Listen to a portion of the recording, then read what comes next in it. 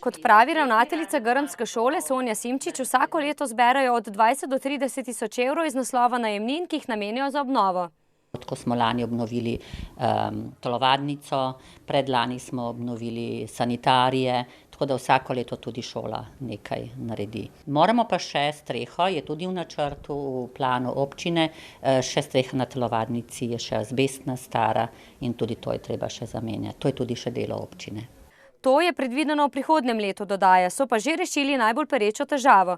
Med počitnicami so namreč zamenjali okna v 7 učilnicah na južni strani.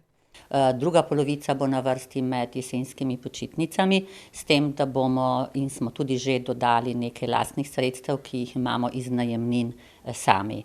Seveda pa to niso samo okna, ampak so tudi zunanje žaluzije. Občina je za zamenjavo oken odštela 40 tisoč evrov, za okna v zgornjih nadstropjih in zunanje žaluzije v prizidku pa bo prispevala šola. Sicer pa so, tako podžupanja Mestne občine Novo mesto Mojca Špec Potočar, za vse šole že naročili pripravo sanacijskega programa. In seveda tudi glede na strokovne podlage, ki bodo potem tudi izvedeni naslednji koraki.